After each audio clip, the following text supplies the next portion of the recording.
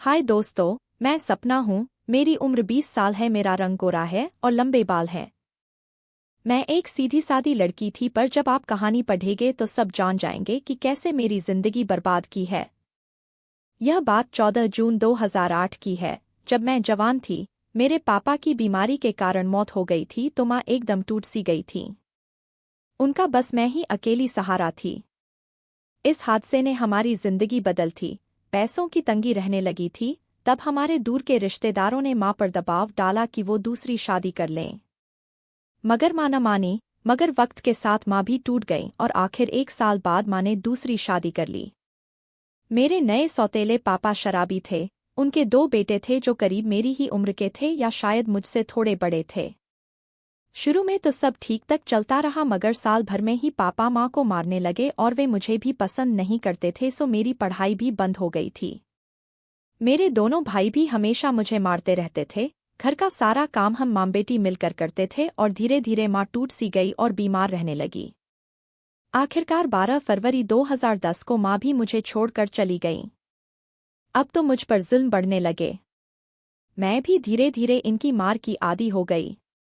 8 सितंबर 2010 को मेरा जन्मदिन था। अब कौन मेरा जन्मदिन मनाता? कहाँ नए कपड़े थे, कहाँ पार्टी थी और कहाँ प्यार।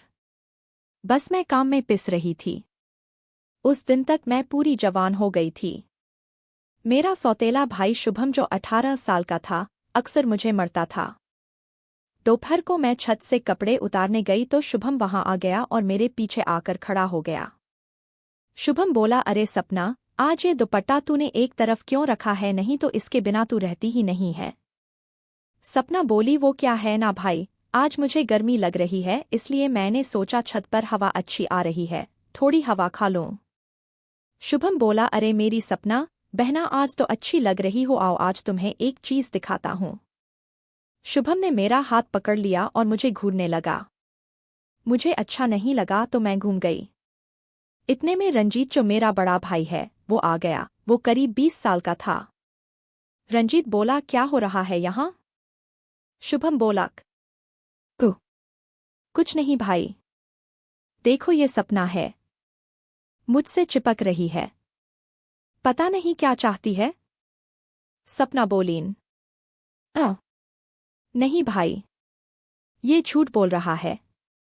शुभम ने झट से मुझे एक थप्पड़ मारा। शुभम बोला, चुप, मुझे झूठा बोलती है।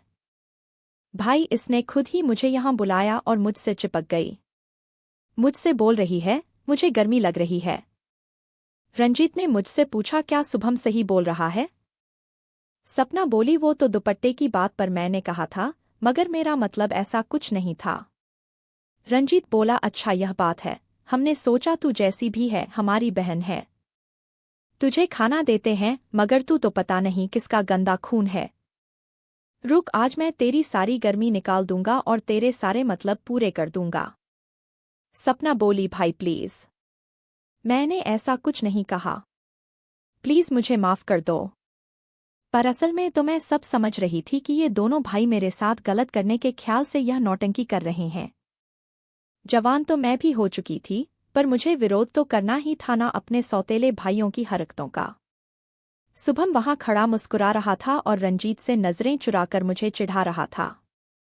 रंजीत बोला, शुभम तू नीचे जा और ऊपर मत आना, आज मैं इसको बताता हूँ कि मैं क्या चीज हूँ।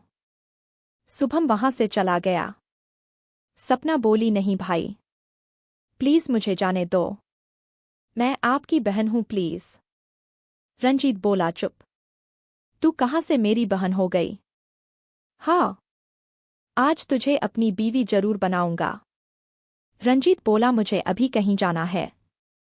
अब ध्यान से सुन, अगर किसी को ये बात बताई ना तो तेरा वो हाल करूंगा कि जिंदगी भर पछताएगी, समझी? रंजीत वहां से चला गया और मैं वैसे ही पड़ी रोती रही। कोई 5 मिनट बाद शुभम अंदर आया। शुभम, अगर मेरी बात मान लेती तो तेरा ये हाल ना होता। मैं काफी देर तक उसी हालत में पड़ी रही और न जाने कब मेरी आंख लग गई।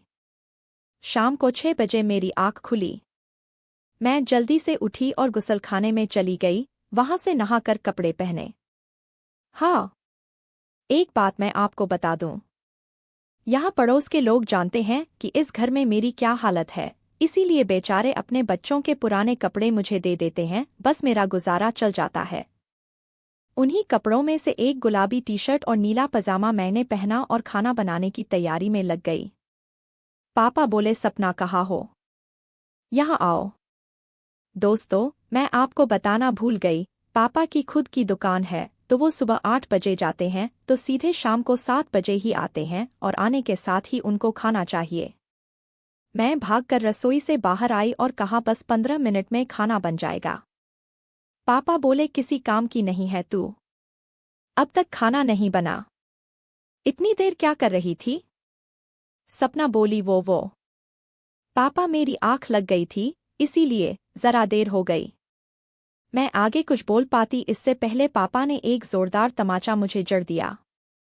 मैं रोने लगी और अपने आप को बचाने के लिए मैंने वो बोल दिया जो शायद मुझे नहीं बोलना चाहिए था। सपना बोली, ऊ पापा, प्लीज मेरी बात तो सुनिए। इसमें मेरी गलती नहीं है। वो रंजीत भाई ने मेरे साथ दोपहर को। पापा बोले, क्या किया रंजीत ने? हाँ, बताओ। सपना बोले, वो उन्होंने मेरे साथ गंदा काम किया। मैंने पूरी दास्तान कह दी। मेरी बात सुनकर पापा गुस्सा हो गए और मुझे प्यार से चुप करवाया और कहा, आ जाने दो दोनों को, उनकी आज खैर नहीं। आज पहली बार पापा ने मुझसे प्यार से बात की थी। मैं खाना बनाने चली गई। पापा अपने कमरे में चले गए, उन्होंने कपड़े बदले। तब तक खाना भी तैयार हो गया था। आज पापा ने मेरे साथ बैठकर खाना खाया और मुझे भी अपने हाथ से खाना खिलाया। खाने के बाद मैं बर्तन धोकर अपने कमरे में चली गई और बिस्तर पर लेटकर रोने लगी। मुझे माँ की बहुत याद आ रही थी, तभी पापा मेरे कमरे में आ गए। पापा बोले, अरे सपना, बेटी रो क्यों रही है? उन दोनों का फोन आया था, किसी दोस्त की शादी में गए हैं, कल शाम तक वापस आएंगे। अब फोन पर तो उनको क्या कहता, कल आने दो, उनको अच्छा सबक सिखाऊंगा। तू मेरे कमरे में आ, कुछ बात पूछनी है। इतना बोलकर पापा चले गए। मैंने आंसू पोंछे और उनके पीछे चली गई। पापा बोले, आओ यहाँ बैठो। मेरी सपना बेटी, तू रो रही है क्या? बहुत दर्द हो रहा है? मुझे ठीक से बता, हुआ क्या था? सपना, पापा अब मैं कैसे बताऊं, मुझे कुछ अच्छा नहीं लग रहा। पापा ने बहुत जिद की, तब मैंने उनको बताना शुरू किया कि बात कैसे शुरू हुई। पापा मेरे एकदम करीब बैठे थे, उन्होंने शराब पी हुई थी, उसकी बदबू आ रही थी। अच्छा ये बात है, कितने बेकार हैं दोनों।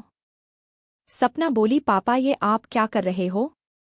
पापा बोले, अरे मैं तो पूछ रहा हूँ, अब तू ठीक से बताएगी तभी तो पता चलेगा ना। अब जो पूछूं चुपचाप बता, समझी? इस बार पापा के तेवर एकदम बदल गए थे, उनकी आंखों में गुस्सा आ गया था और पापा का गुस्सा मैं खूब जानती थी कि अगर वो मारने पर आ गए तो हालत खराब कर देंगे।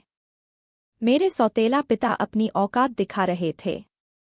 पापा, अरे सपना बेटी, ये तो शुरुआत है, आगे देखना तुझे कितना अच्छा लगेगा। सपना, अगर तू मेरी बात इसी तरह मानती रहेगी ना, तो तेरे सारे दुख दूर हो जाएंगे। मानेगी ना मेरी बात? सपना बोली, हाँ पापा, आपका प्यार पाने के लिए मैं आपकी हर बात मानूंगी। मगर पापा ये गलत है, मैं आपकी बेटी हूँ। पापा, अरे कहाँ की बेटी? तेरी माँ तुझे साथ लाई थी यहाँ। सपना बोली, ठीक है पापा, जैसा आपको अच्छा लगे। अब मैं कुछ नहीं बोलूंगी।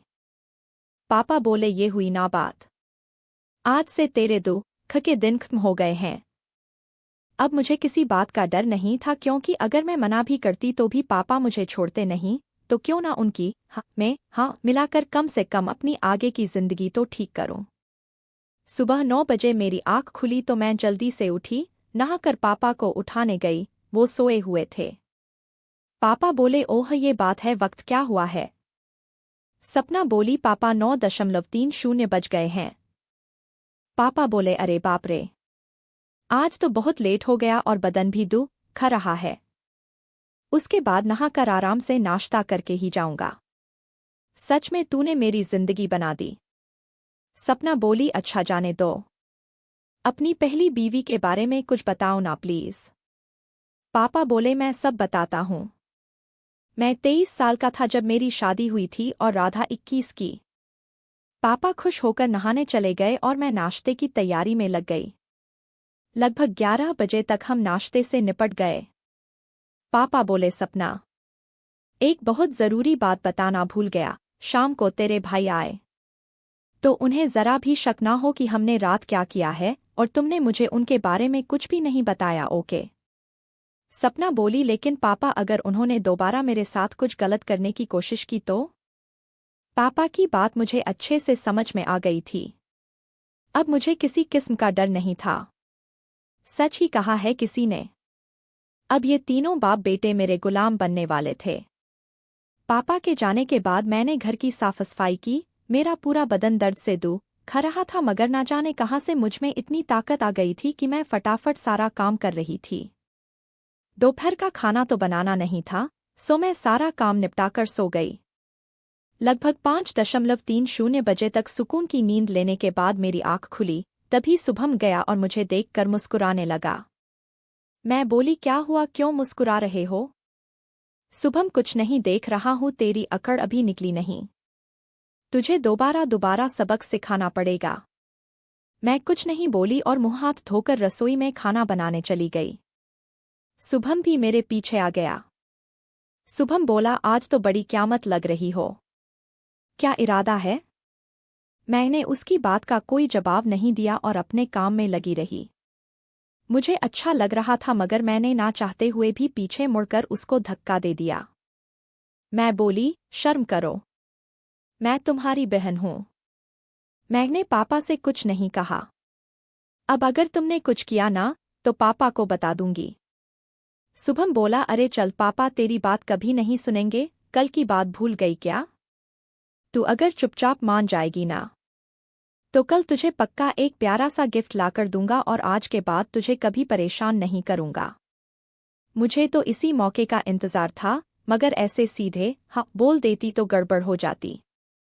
मैं बोली ठीक है भाई, मगर आप इस बारे में रंजीत से कुछ नहीं। शुभम बोला अरे नहीं, मैं भला रंजीत को क्यों बोलूंगा, इसमें मेरा ही नुकसान है। मैं मन ही मन सोच रही थी कि कितने बेकार आदमी हैं मेरे भाई और बाप, कैसे मेरे आगे गिड़गिड़ा रहे हैं। कहानी जारी रहेगी।